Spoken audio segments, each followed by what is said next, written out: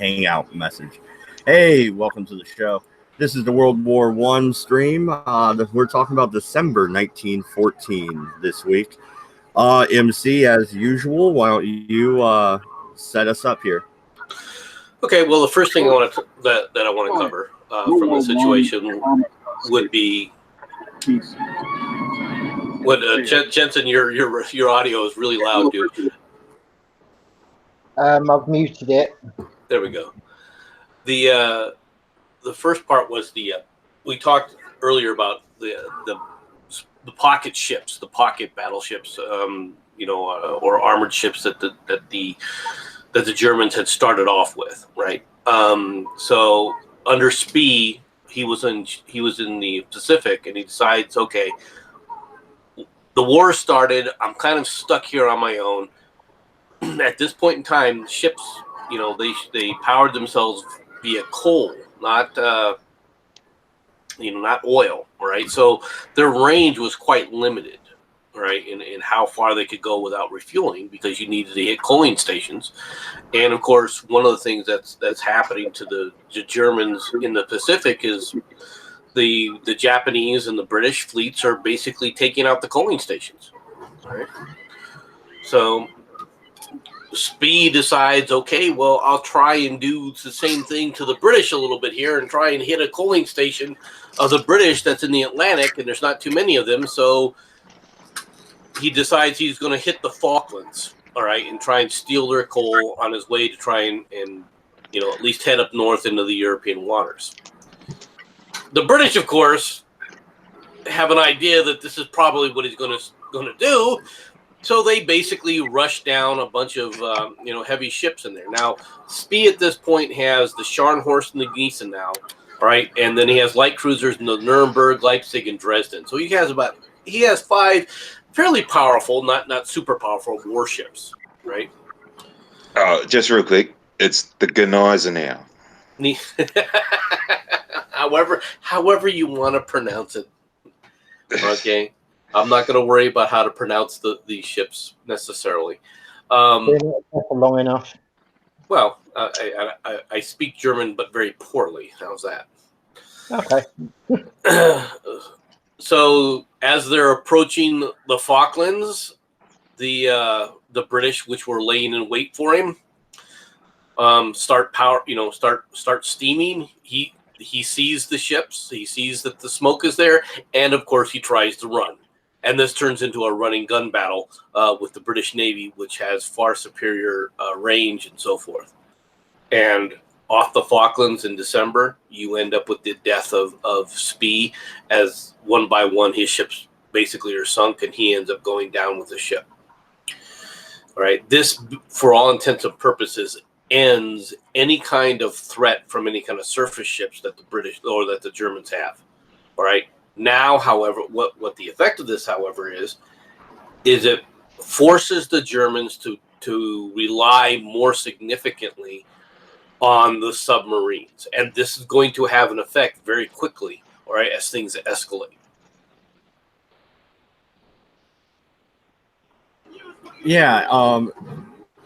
Okay, but the whole German Navy wasn't destroyed. They're just bottled up at this port. Why exactly don't they try to break out again? I mean, what's the point in having a Navy if it's just going to sit there and rust? Because they get wiped out, and it's sort of resource conservation. Like, why go and send out all your battleships to get wiped out in some insignificant sort of contact? Why not use them and wait until you use them on a huge massive operation that actually has a proper gain in the actual overall conflict? That's the whole thing there. They weren't sending them out in these little stupid raiding things because they didn't really want to lose them. They wanted to wait until something like Jutland, where they could get like the home fleet out and then fucking try and take them on. Well, the idea is you want to be able to outnumber the enemy to where you have the advantage, so that you can try to gain parity. You got to remember the Germans didn't have parity at all with the British Navy. The British Navy was far superior. All right. The other idea was, of course, is a lot of technology is new. Now, this sounds kind of stupid, but one of the new technology for the submarines has influenced the thinking of both sides. Okay, both sides are basically laying in port because they're worried about a sub, taking pot shots and basically doing damage, taking out a few of the main ships, and then all of a sudden the parity is changed. But the other aspect is the Germans are trying to use the submarines in fleet actions, in these kind of fleet actions, and they're trying to figure out how to do this. And of course, this is not what subs are, what they're made for. This is not how well they don't work in fleet actions such as this. All right, it takes away from their own abilities, to mainly because, quite frankly, submarines don't travel with the same speed as the rest of the battle fleet. So you end up, if you're going to try and use the subs, you have to go at their speed if they're going to be part of the fleet at all, or you try to pre-position them to where you think the battle is going to take place. All right. And you find out the difficulty of trying to do this. This is the second method that the Germans try. All right. At Jutland, and it's an absolute failure. All right. So there's several things going on, but Farty is correct. All right.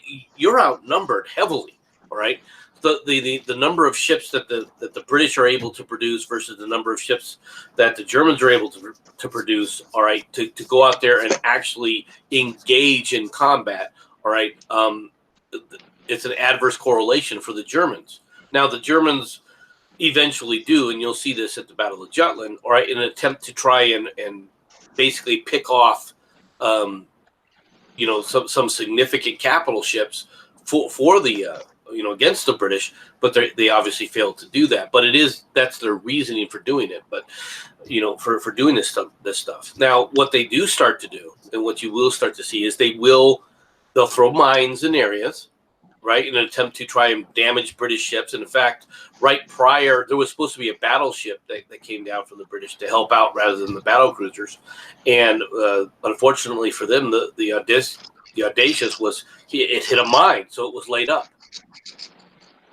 Okay, so even though it would have even been more disadvantageous towards Spee in this battle if it wasn't for the fact that the Audacious had been laid up with a mine. So all these things are taking place, but okay, how can we do this now? Can we mine Scapa Flow? All right, that was, to be honest, that was the idea. Was to try and mine Scapa Flow to prevent the British ships from coming out, but it never worked because the British, of course, know what the enemy's trying to do, all right, and are constantly sweeping those areas. So it's kind of a feeling out. You got to remember, this is the early part of the war. There's still a feeling out what works and what doesn't work. Well, no, and the United States doesn't have any casualties up to this point yet. They haven't. No cargo ships have been sunk or nothing like that. We're just staying out of it and watching at this point. Right. Well, at this point in time, yeah, the United States has declared its neutrality, this is going to lead. This right here is actually going to lead to the Germans starting to sink U.S. ships. It's going to lead to it. Well, I know, that's why I brought it up. But okay, on the ground, what's going on in December? Is this the year where they all stop and play fucking soccer? Yeah, actually, this is. But what happens initially? All right, the Germans have gone on the defensive, the heavy defensive on the west. All right, and they're prepping for the battle against the Russians in the east. The Russians are under attack, okay, and get attacked by the Ottoman Turks, which have declared war, and thinking that because they have the Russians have reduced several forces because of Tannenberg on their southern flank, that they think that this isn't a time to attack. So they begin the battle of Sarikamesh, right, against the Russians, and they are trying to take the city of Karakamesh. They outnumber the Russian forces significantly, but unfortunately for them, they just basically get annihilated. The Russians just destroyed the Ottomans, and in fact, only like 500 troops of the Ottoman Turks actually make it to the city of Sarakamesh, right? And consequently, they're basically booted out, and this turns into a major rout where the Russians now start a basic overall offensive and just start taking land. And what this leads to is several things, including the Armenian genocide, quite frankly. All right. In the battle, you end up here. Let me do the Battle of Karakamesh first and show you what basically this does. And let me there we go. Show everybody this. You can see that right here is Sarakamesh, which is what the initial attack was supposed to be. You can see that this green line is the Ottoman Turks attempting to create the offensive. And look at what the result is. Right. First of all, Sarakamesh basically never falls. All right. This is the furthest advance that they do, and basically they are thrown back, and you can see the general rout that takes place all through December, and what's going to end up happening as they push the Ottoman Turks all the way down. You got to remember, Persia at this point was under their control, and they're just basically being kicked out of Persia. There, you end up with the Mesopotamian maneuver up the Mesopotamian from the British forces and the Indian forces as they move up and begin the rolling up of the Ottoman Empire. Just real quick, MC, just to let you know, I can't see shit. Well, I am sharing it. I don't know why you can't see it. Yeah, I can see it clearly. Okay, well, then I just stopped it for no reason. Let me go share it again. There. Can you see it, Jensen? Yep, I've got it fine, mate. Okay. So hopefully you and the audience can see it, right? But you can see where all this, what the result of all of this is, right? Now this map is obviously in I believe Spanish, right?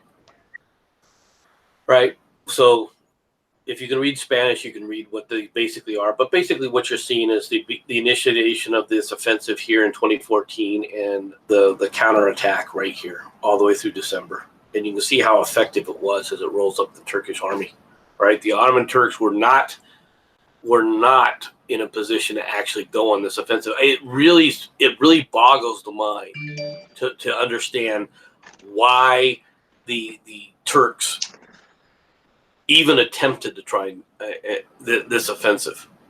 It really does boggle the mind that they thought that they could do something with this. And of course, while all this is happening on this part of their empire, on the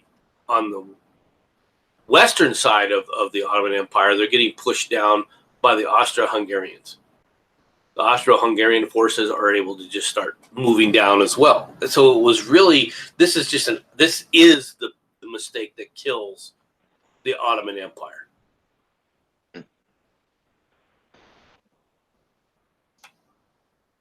I mean, after this, the Ottoman Empire no longer exists. Just a second. My wife just got home, but she's leaving again real quick. Can you keep going? I'm going to have to stay muted. Sure. So everyone pretty much took a look at what was happening there with the Ottoman Empire. The casualties, though, on both sides quite significantly, because the Russians are using their standard tactic of overwhelming numbers, right? They're losing large numbers of troops in this offensive. Now, yes, the Ottoman Turks are pulling back, but in actuality, casualty lists are pretty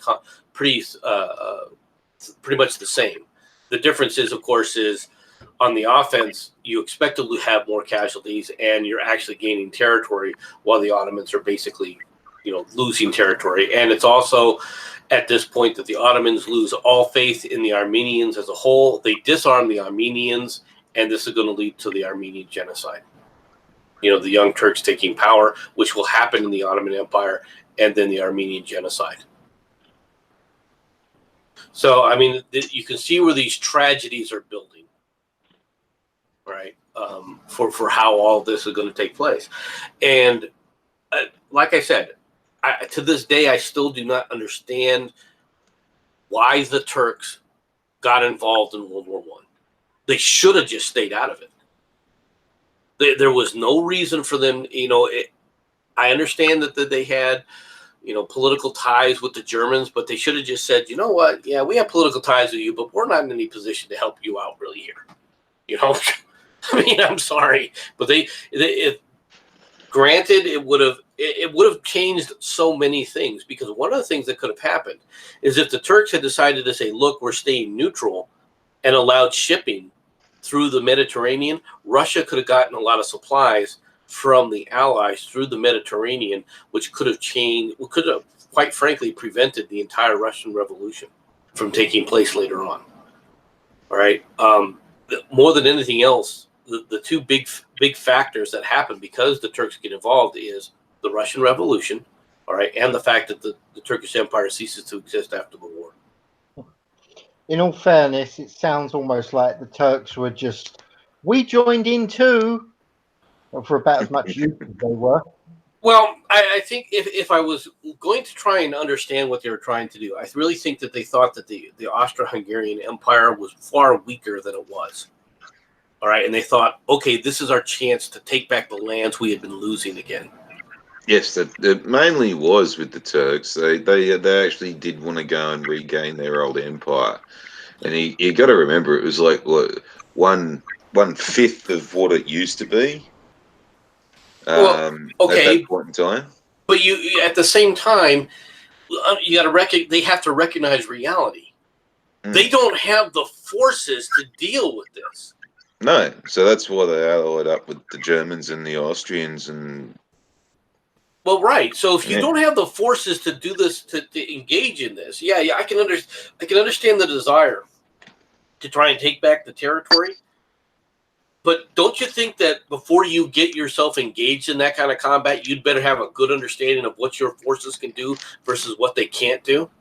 Especially with this campaign, because they begin this campaign, all right, in December, all right? And what do they run into when they run into the Russia in December? Russian snow. Are they prepared for snow? No. Do they get there and they got their asses kicked? So, okay, even if you want to gain your territory back, don't you think a little bit of strategic thinking here is something that they should have been thinking about ahead of time? Well, it's kind of why we've got a low opinion of people from that area.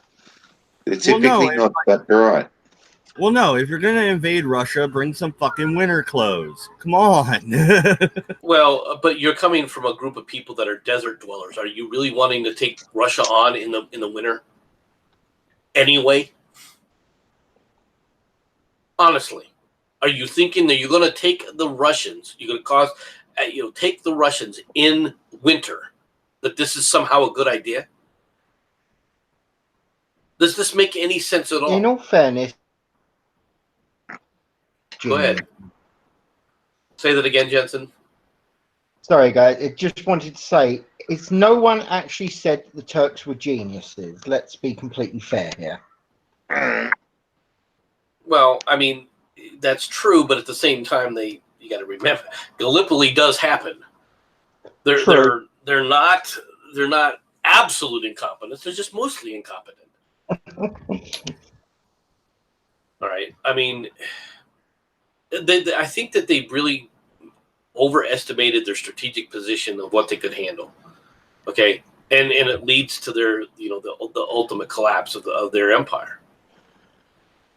So that's the campaign here.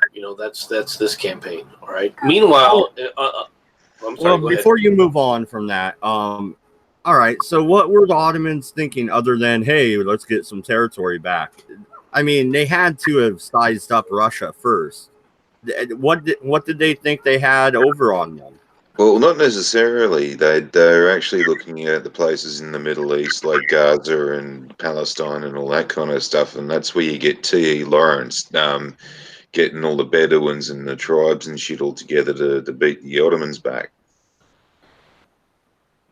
Well, right. I mean, that's why I was wondering, why would you even attempt to join on the side of the Germans, knowing you're going to bring in the British Empire?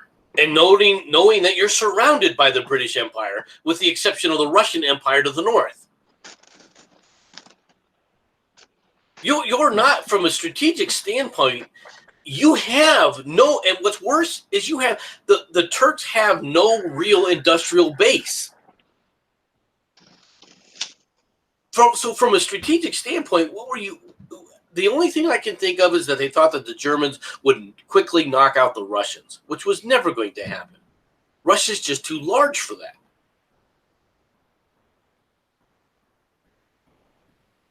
Well, no, and then you also had the Japanese were on the Allies' side, right? So they were with Russia and Britain and France.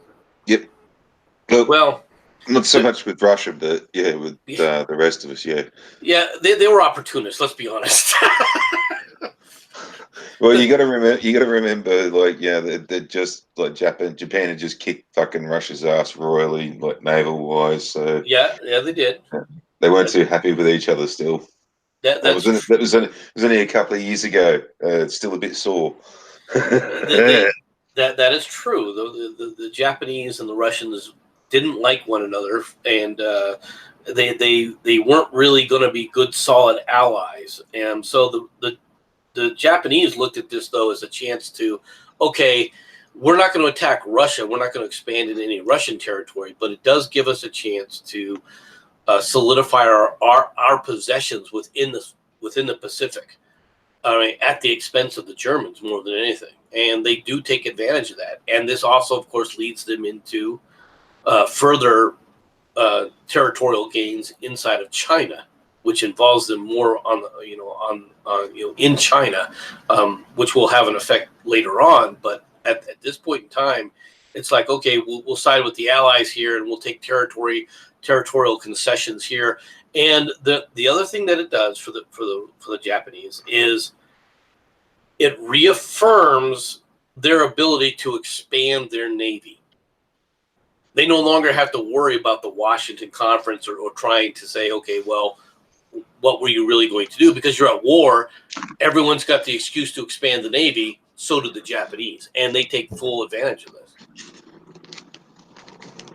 Yeah, and it kind of gets them into they always had the warrior mindset. Let's not fool ourselves. But it modernizes them to kind of prepare them for what's to come in World War II, right? Exactly, and it gives them a chance to increase their industrial base, which they, quite frankly, Japan industrializes very quickly in comparison to for example, in comparison to the Ottoman Turks, right? Japan industrializes. The Turks never really do. And you look at it from the territorial standpoint, and you're like, why would the Turks not industrialize? Why would they not start to take advantage of the Industrial Revolution, all right, in comparison to what Japan is able to do? I mean, Japan is an island with very little resources. They open up their trading routes. They begin to trade heavily to try and expand their industrial base, and they're very successful at it. Yeah, that's what I find the funny about this whole fucking planet is that the oldest species, the oldest races of like humans have done the least progress in humanity. Like take the Aborigines for example, right? They're supposedly been here for 40,000 years. And when we found them, they're still living in tents and hunting with spears and fucking this, that, and the other thing, wearing loincloths and, and boobs out, blah, blah, blah. And white cunts have been here for 200 years, and we've got cities and fucking interlinked roads, and we've explored the entire place, and fucking we got fucking mobile phones and Wi-Fi internet, or bloody fiber optic internet, and but all this kind of shit. But that's because you had to develop it in order to survive. Yeah, Yeah, but you got like fucking places like, you know, Iraq and Israel and like, you know, Palestine and shit, but they've still got fucking tribes. And they've been around supposedly since the friggin' Bible, right? And one would think they'd have a few more modern cities and a few more paved roads and all this kind of shit by now. They've been around long enough. Come on, fucking pull your weight, cunts. That's kind of a brutal way of looking at things, dude. Not necessarily inaccurate. Just real quick, this is a little off topic, but I was just checking the chat and I saw Jensen say hi to Zell, and I'm like, I don't see Zell in there.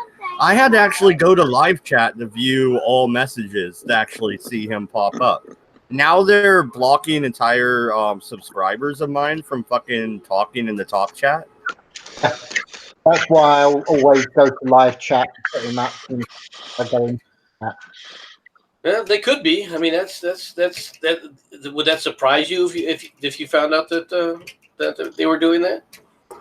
That kind of irritates me because I usually just open it up and then do the hangout, so I'm not really paying attention to top chat or live chat, and it's always automatically set to top chat. No, I understand that. Hey, Dodge. So you had to go give your missus a quickie before she left. Hey, every sperm is sacred. Hey, hope for triplets.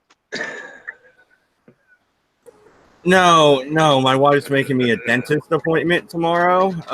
But yeah, anyway, you went right to the gutter party.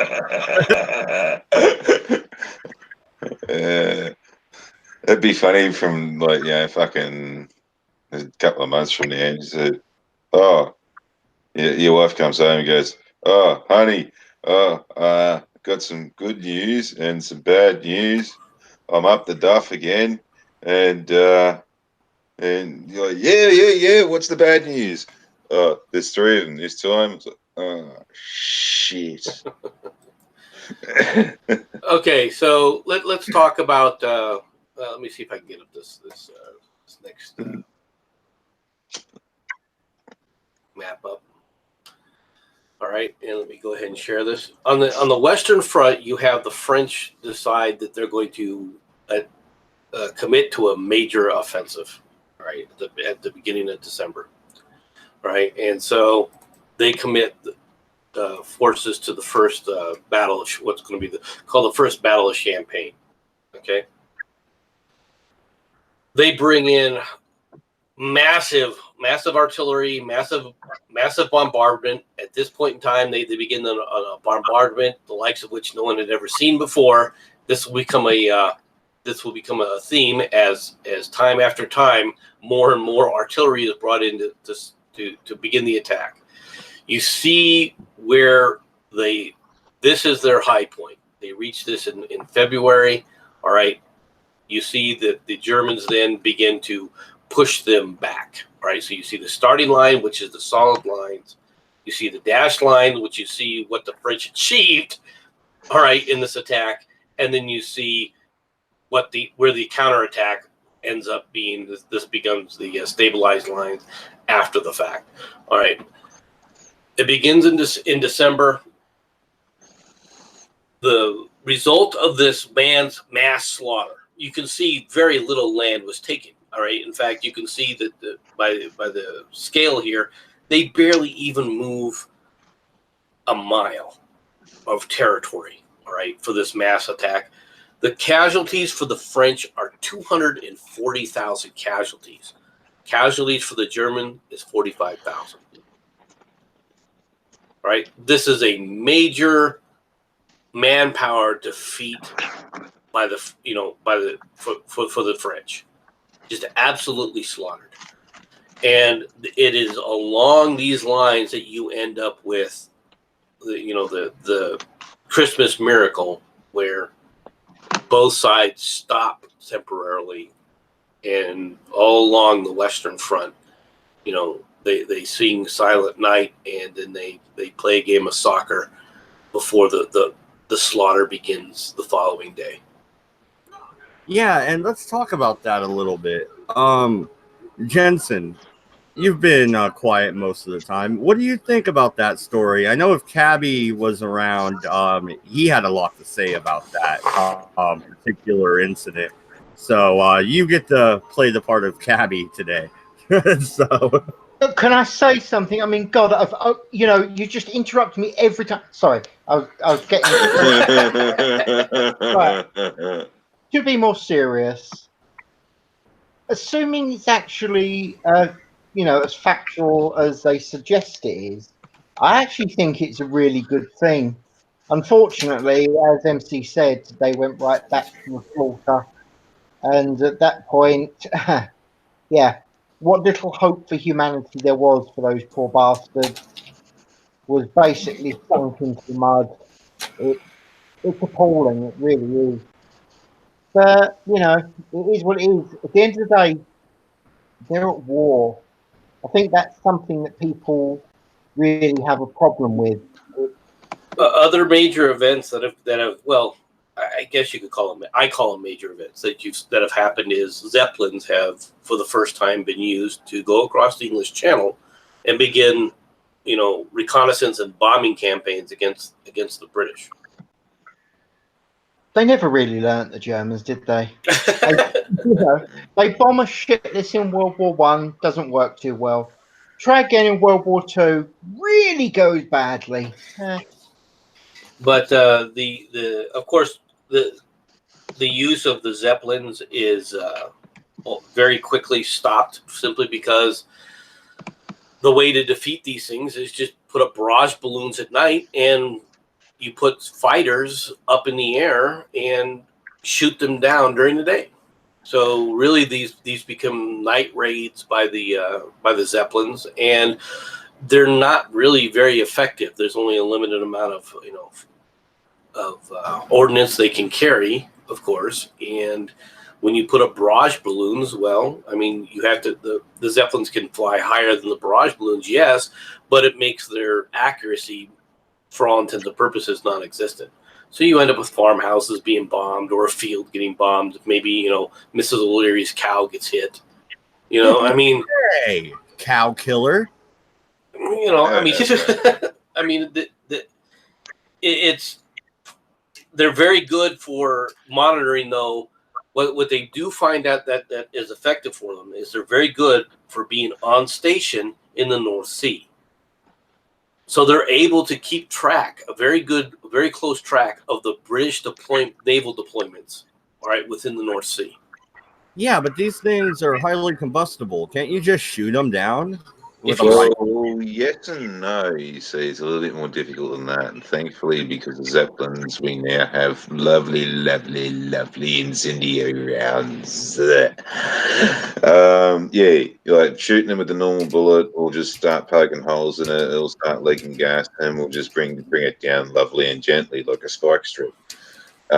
Incendiary rounds will actually pop a hole in it and light the gas as it's going out the other side, and that's what you want. And they didn't develop that until a little bit later. You also have the position of, yeah, that sounds all well and good, but what don't you have at this point in time in the war? You don't have aircraft carriers. So in the North Sea, where they're monitoring this, there's no plane that has range to be able to actually shoot them down. You do have sort of seaplanes, but that is of limited use. No, not at this time. You don't have seaplanes. Yeah, little ones. No. I mean, these are the people that this is when you just came out with biplanes. They didn't have any freaking seaplanes coming out on these things until much later in the war. Yeah, I'll have to side with MC on that one. It does happen though in the war, I believe. I've always wanted one of those seaplanes. That thing would be badass. It is during this time that the United States is actually attempting to. They've got the idea that they can use Zeppelins as carriers. When does the Heisenberg come down? The Hindenburg, that's much later. Hindenburg, sorry. Heisenberg. The Heisenberg principle. The Big Bang Theory is what you're I was thinking of? watching Breaking Bad earlier on Netflix. My bad. So, Well, but the Schneider Trophy's been going since 1914, so well, this is once again, this is the start. But like I said, the Zeppelins are able to do a good job from a reconnaissance perspective, all right, on the British fleets, and so they've got a really good idea of what's happening in the North Sea. Now, what do they do with this? Well, they send out certain raiding parties here and there that are somewhat effective, but once again, you're dealing with ships. Basically, they're trying to use the Zeppelins initially as mine carriers, try and lay out a sequence of mines and so forth. just real quick, both you and Dodge, link in the description. I'm going to have to correct you both and state right now that when it comes to aircraft, do not correct me, please. I am Right, always right. but these seaplanes, these are from the coast. They still don't have the range. Yes. All right. Yes, but I when we were talking agree with you. seaplanes, I was talking about the ones that they put on ships later on, like during World War II. Submarine hunters, flying boats, and seaplanes in World War One. Yeah, unfortunately, the range of these things is very, very shallow. That's correct. I agree with you on that point. And of course, they can't operate at night, which is a significant disadvantage. So they do have it here. Do you want to let me so people can see what you were talking about, Farty? Let me share this. Oh, I already did. Oh, you already did. Okay, so that's fine. Well, that's the German one right there. But.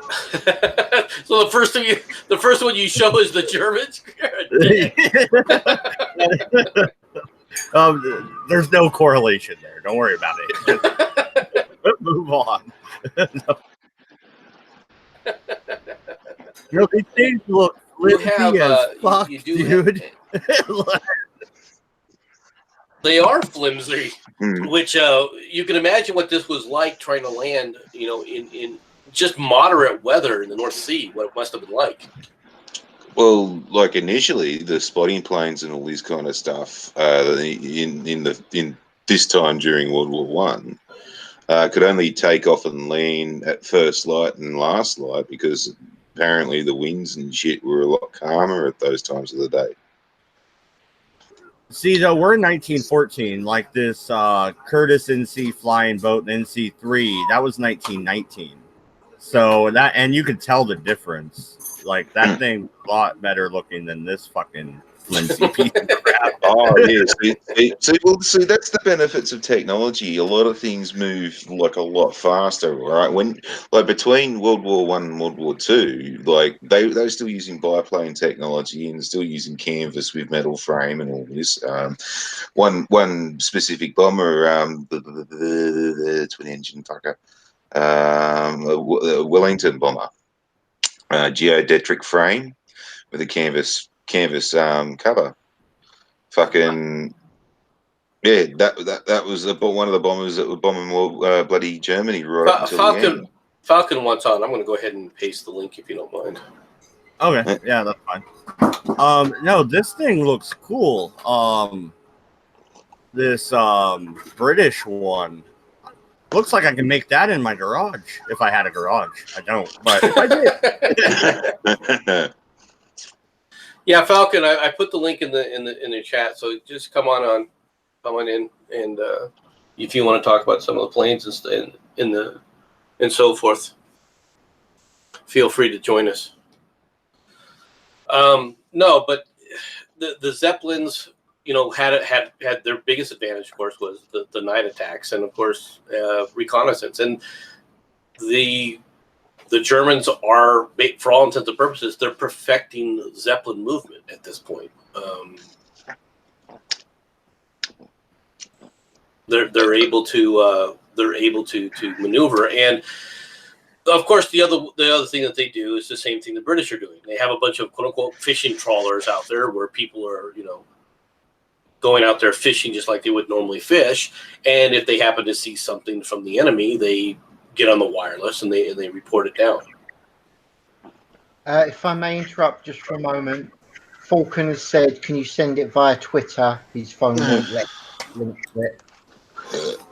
Okay, is it just me or does this fucking plane look like a giant flying boat? Hang on, which one? The Felixstowe F2A. I'm showing it right now on the screen. It looks like a fucking flying boat.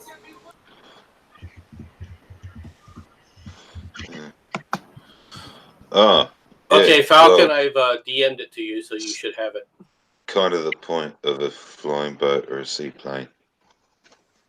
To kind of be a boat that No, the flies. seaplanes usually have the pontoon things on them. They're not like a flying canoe. I mean, look at this fucking thing. Not all of them. Not all of them. Not all of them. Well, this does look like a flying canoe, to be honest. Yeah. Yeah, Yeah. like this is. I want one just so I can say I own a flying canoe. Hey guys. Hey, Falcon. Hey. Let me see if I can turn that camera off. I usually don't quote the History Channel because of what it's become, but one thing I do want to start off with, one quote from the Dogfights series, the one titled "The First Dogfighters." One of the historians said they were flying what amounts to glorified kites with what wouldn't even make a decent motorcycle engine. They had spruce with, early on it was canvas, but eventually we just called it dope and fabric because the fabric really acted like, it was really a shrink wrap that you could sew. Then you'd use an iron to get it to suck tight. And then you'd use a butyl dope nitrate as a base and then paint that. And what you were saying about they looked like flying boats, that's because they were. They started off with planing holes and then put a biplane on top of it and said, will this thing work? Let's see. Well, you can also imagine how. All right, so you create this thing and it flies the first day, and then the second day, and then 2 or 3 months later, right, in the weather that it's gone through, how much is the wood warped? I mean, honestly, how much is now gotten into there where it no longer is in a flyable condition, and you don't realize it when you try to take off. Exactly. That was a giant problem. Also, not only could they not handle the weather at all, they had to have absolutely perfect conditions to fly. But like you were saying, they can't operate at night. Trust me, I have done some flying at night. VFR at night is, unless you have a modern altimeter, which they didn't at all back then, and especially when flying over water, you can't see the water. Even today with seaplanes, if the water is glass smooth, the protocol is go to 200-foot rate of descent until you impact the water. And also, too, MC, you got to remember, it wasn't until the 1950s and the first jet airliner, the British Comet, that the whole world had any idea what the hell fucking fatigue was. That's true. That's true. And so basically, the idea was glide to the crash. Well, yeah, and back in those days, it was a case of like if you could walk away from a landing, it was a good landing, and that literally was the case because more often than not, engines weren't that reliable, airframes weren't that reliable, and we had that cycle by the end of World War II. When we perfected fucking really powerful piston engines and stuff like that, we jumped to new jet engine technology, and all of a sudden we started having engine failures and power lossage and fucking aircraft crashes en masse and all this kind of stuff. And now you notice that we don't have as many jet fighter crashes as what we used to back in the 1950s, because mainly we got the jet engine technology down pat. Well, at least we do, except for Rolls-Royce, whose engines seem to keep blowing up on A380s, but that's another story. Yeah, Well, yeah, that's hairline cracks in the titanium core of the fan disc, which the Boeing 727 had that issue with that, with General Electric engines, but back during World War II, these engines were mostly, especially at the beginning, were rotary engines. So the engine was spinning itself. The crankshaft went to the engine mount, and they were flinging castor oil everywhere. That was the actual reason for wearing a scarf all over your head. It was not keep you warm. It was to keep the damn oil that would make you vomit out of your mouth. Damn. Trust me, I've got a little bit out of I actually have run a rotary once. Got some oil in my mouth. Somewhere there's a video of me losing my lunch in front of a running engine. Well, and the thing is, though, is now you're 4 or 5 months into the war, and you're beginning to see the aviation more and more. You're beginning to see them try to utilize. See, this is the whole thing about World War I, is you have all this confluence of new technology, and you have the militaries trying to figure out how best to utilize them all. And so they're trying, in some cases, some crazy things in order to maximize their efficiency in warfare.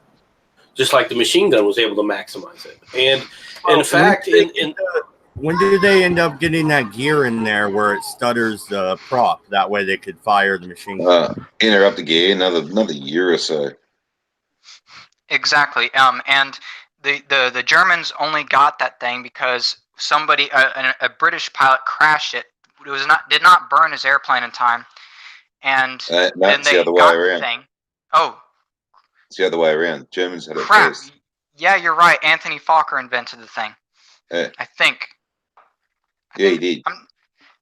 I'm not as good with my World War I history as my World War II. It was one of the Fokkers. Yeah, it would have been Anthony. By the way, he was Dutch, not German, for the chat. But yeah, you end up with the all these new inventions coming out. But I think that takes place. It takes place fairly early.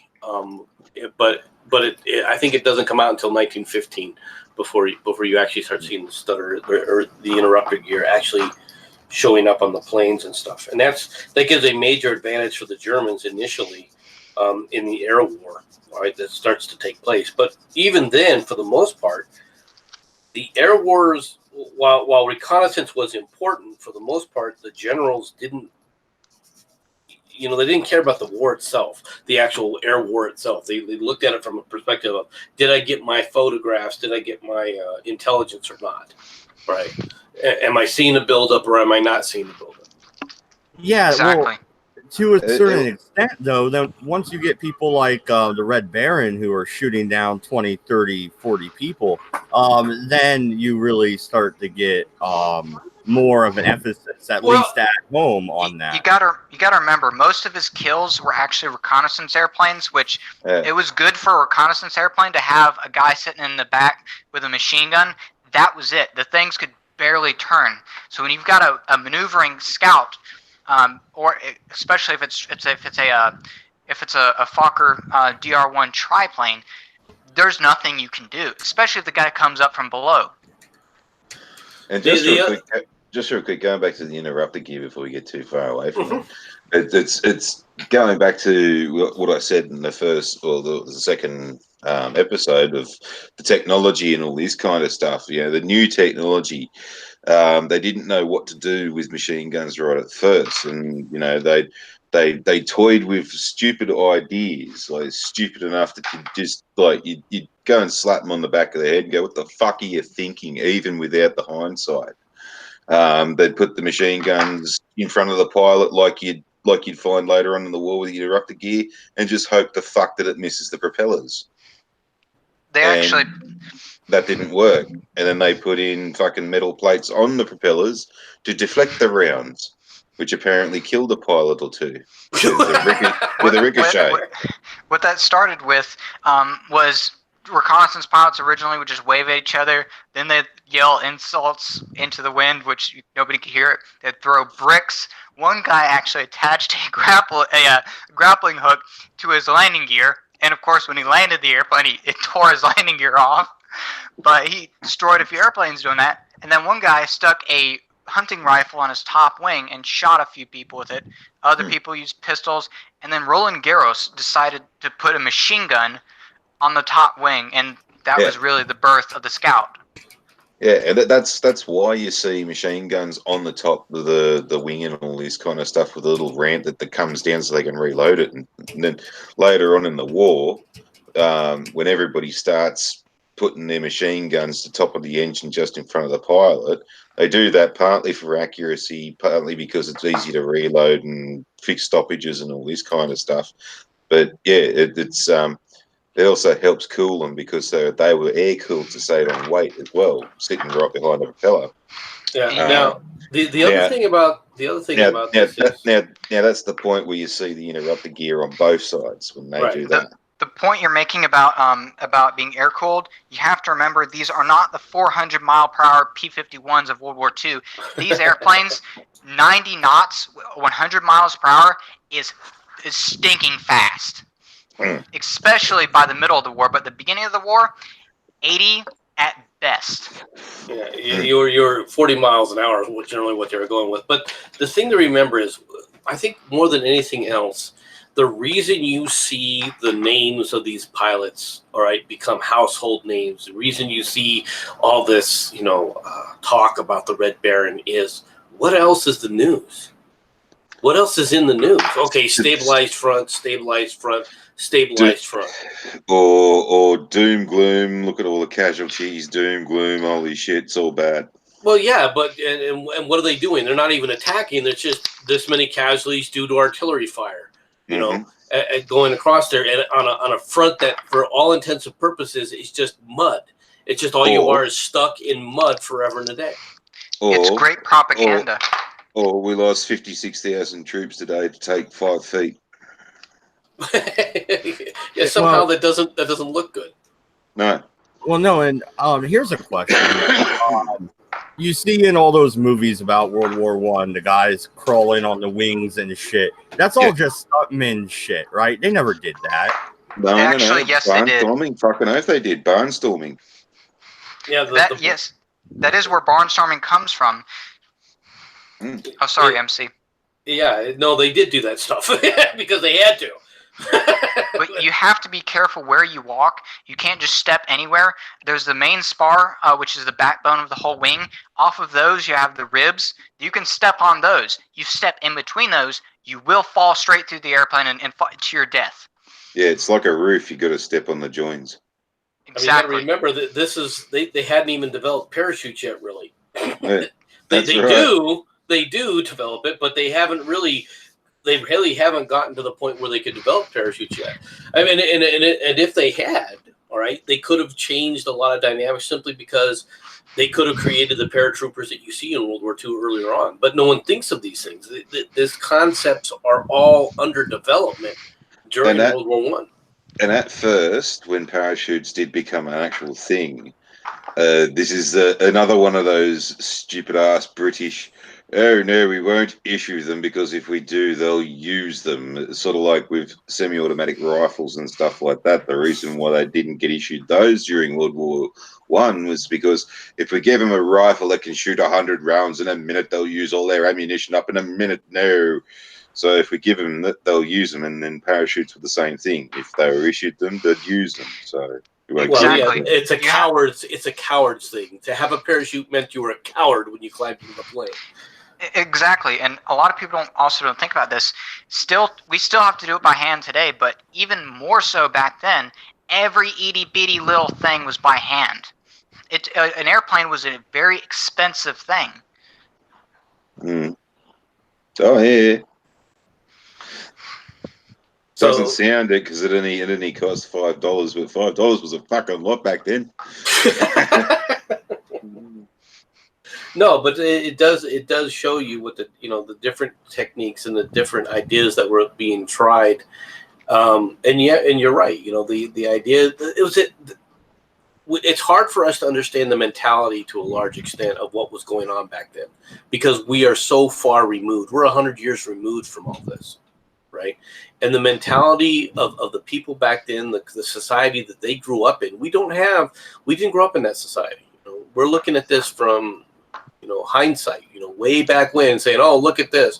But reality, the world that they grew up in, these are all new. This is all titillating. This is all brand new. Remember, when World War I started, we went from having a proof of concept on Kill Devil Hill, Kitty Hawk, North Carolina, 11 years earlier, to people are shooting each other in the sky. It was a absolute quantum leap by any measure. No, I mean, less than a decade. The people who invented the airplane are still the major, considered the major players in the aircraft world. They're still alive. I don't believe that it isn't until 1930 before one of the Wilburs dies, isn't it?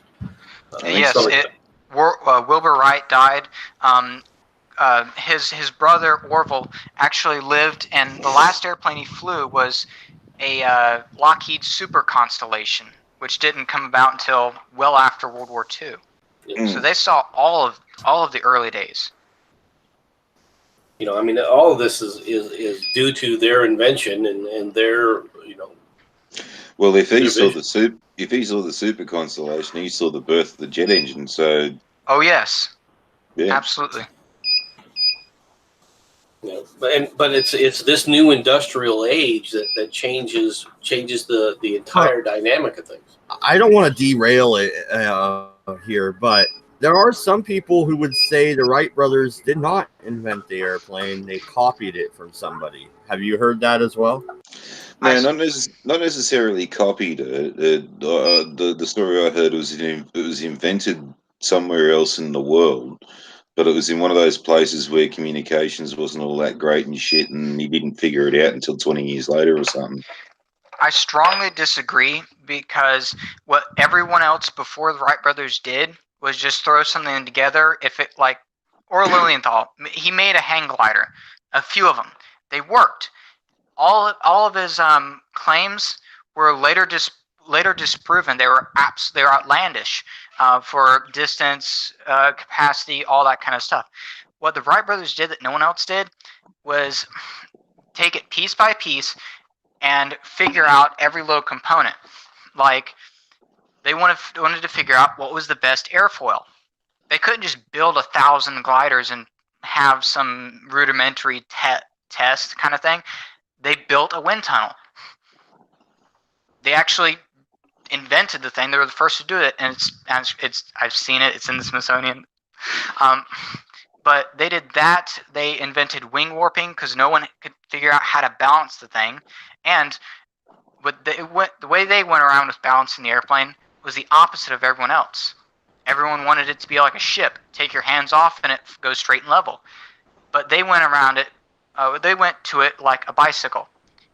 If you just take your hands off, basically just let the bicycle do its thing, it's going to fall. So no, you're right, and they were, for the longest time, they were the only ones who could fly in a circle. They're the only ones that had controlled flight, where they could turn left, they could turn right, they could go and do all these other things. So it wasn't just powered flight; it was controlled powered flight that they were the masters of for the longest time.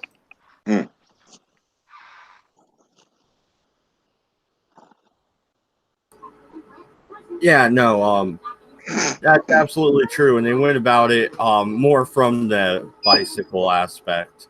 But you can ride a bicycle with no hands. I've done it. It is possible. I understand. I was just using that as kind of an analogy. Also, they took a lot, because with bicycles you're worried primarily about weight. Heck, a sub-kilogram frame 20 years ago was considered the absolute gold standard, and people would pay upwards of $8,000 for a frame that weighed less than a kilogram. So a lot of their weight-saving techniques, they used it in the engine that they actually built. Yeah, I just wanted your guys' thoughts on that aspect. We're approaching the hour mark, and we usually keep the Sunday show at about an hour. MC, anything else you want to talk about before we wrap it up tonight? No, I think we covered all the things for December that we really can, and then we're going to obviously get into the developments, because 1915 is a very important portion of the year. Overall, at the end of the year, what you have is you have a stalemate that is going to last forever on the west. All right, on the eastern front, you have both the Russians and the Germans building up their forces to attack one another. You have the Austro-Hungarians are stymied in they're basically stymied in the Serbian campaign, and they're holding their own against the Turks, and they're actually winning against the Turks, as are the Russians. All right, so you have a number of things happening. All right, that are getting ready to go. But overall, what people are seeing is there's war. There's no knockout punches, and it looks like, okay, this is going to take a lot longer than everyone figured. People are starting to come to grips with the fact that this war is going to be different. This war is going to be long, and they still think that it can be won fairly efficiently, but it's going to take more effort than they expected. Mm-hmm. All right, absolutely. And we're going to be back next Sunday, right? Or do you have another trip out of town? No. Next Sunday's fine. All right. Thank you, everybody, for coming out. And we'll be back tomorrow. And I'm going to figure out if we're going to have a new schedule going forward. If so, I'll be doing more standalone videos in between the live streams. Good night. Good luck. We're out of here.